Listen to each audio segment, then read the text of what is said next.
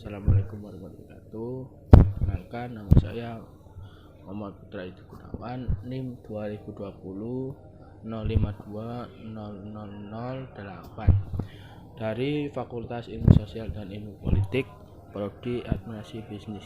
Dosen pengampu Ibu Rini Fatmawati, SOS MSM. Di sini saya akan menjelaskan dan menjawab tentang TS, dasar-dasar organisasi. Berikut yang saya akan bahas yaitu 1. Pengertian organisasi, 2. Stakeholder, 3. Perbedaan organisasi publik dan bisnis, 4. Pengertian desentralisasi, sentralisasi, dan standarisasi, 5. Perbedaan organisasi mekanik dan organik, 6. Metafora organisasi. Pengertian organisasi. Organum dari bahasa Latin dan organon dari bahasa Yunani, berarti alat, anggota, bagian, atau badan. Unsur-unsur dasar organisasi: ada sekelompok orang, itu ada kerjasama, yang ketiga ada tujuan dari organisasi tersebut.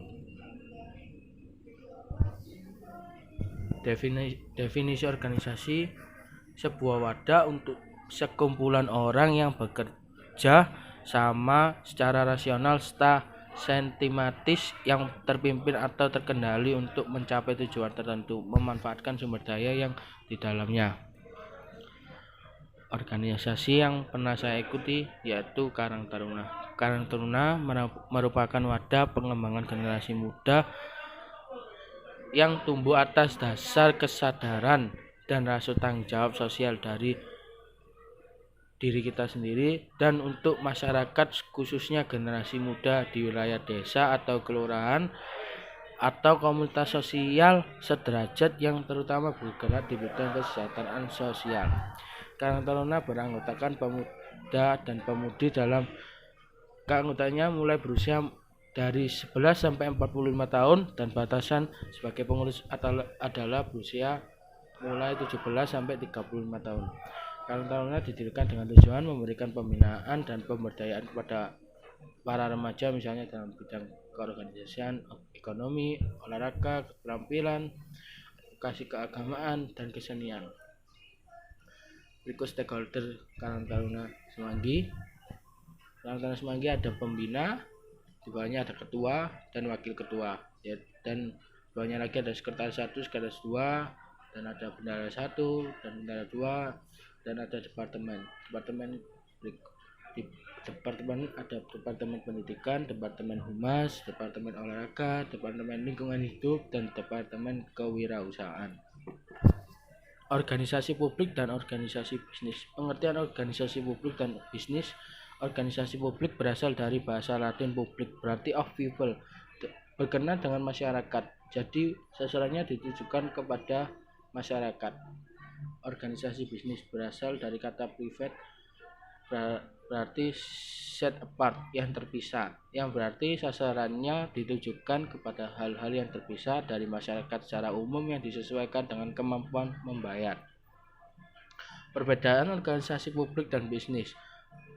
Organisasi publik dan organisasi privat atau bisnis dibedakan, yaitu organisasi publik kebijakan pengelola didasari keinginan untuk dipilih kembali, memperoleh uang dari membayar pajak, bersifat demokratis dan terbuka. Misinya melakukan kebaikan dengan adanya pertimbangan moral. Organisasi bisnis atau privat didasari motif mendapatkan apa, mendapat sebagian uangnya dari pelanggan, berpedoman pada hukum pasar, konsep untung dan rugi. Pengertian desentralisasi, sentralisasi, dan standarisasi. Desentralisasi berasal dari kata dari bahasa Belanda, artinya lepas dan cenderung, yang artinya pusat, sehingga desentralisasi memiliki makna sesuatu yang terlepas dari pusat. Sentralisasi, tingkat di mana pengambilan keputusan dipusatkan pada suatu titik di dalam organisasi tersebut. Standarisasi Sejauh mana organisasi atau instansi memberikan penyadaran terhadap karyawan atau pegawai pada peraturan atau prosedur untuk mengatur perilaku agar tidak menyimpang.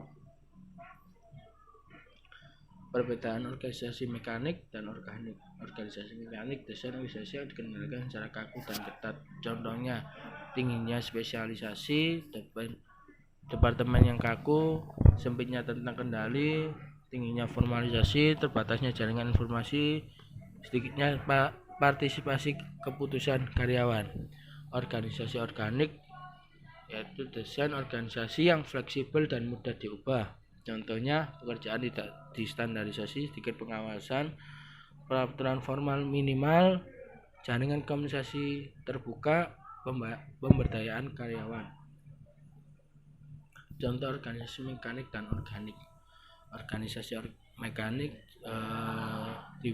yang dipimpin direktur utama dan diikuti oleh direktur umum, sekretaris, direktur teknik. Direktur umum diikuti oleh sekretaris 1, sekretaris 2. Dan di bawahnya lagi ada divisi generasi affair atau personalia, dan divisi keuangan dan divisi pengembangan usaha.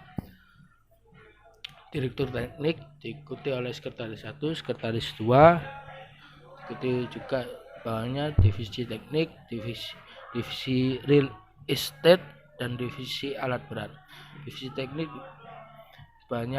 di bawahnya ada logistik, monitoring dan estimator. Organisasi organik dipimpin oleh koordinator. Lalu diikuti divisi administrasi dan pengadaan. Terus di bawahnya lagi ada divisi teknik dan rekayasa, dan ada bengkel dan perakitan, dan ada industri lokal, industri impor, divisi pemasaran dan purna jual atau user. Beberapa pengertian perspektif teori organisasi ada 3, yaitu organisasi klasik, organisasi modern, dan organisasi postmodern. Teori organisasi klasik, teori-teori yang berkembang di masa revolusi industri. Perkembangan teori organisasi tidak lepas dari faktor lingkungan yang meliputi aspek teknologi, sistem publik, sistem sosial, sistem budaya, dan demografi. Organisasi modern, perspektif modern fokus perdebatan berpindah dari aspek internal pada aspek eksternal. Organisasi tidak melihat sebagai ente yang berdiri sendiri, melainkan terkait dengan apa yang disebut lingkungan.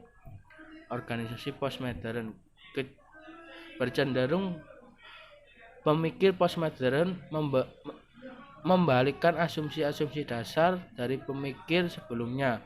Hal yang paling mendasar adalah keteraturan. Baik pendekatan klasik maupun modern mendasarkan gagasannya pada konsep keteraturan.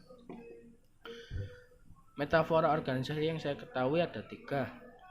Yang pertama ada metafora adalah perumpamaan atau pemisalan, atau dalam arti kata lain mengambil suatu objek sebagai sarana untuk menjelaskan objek lain.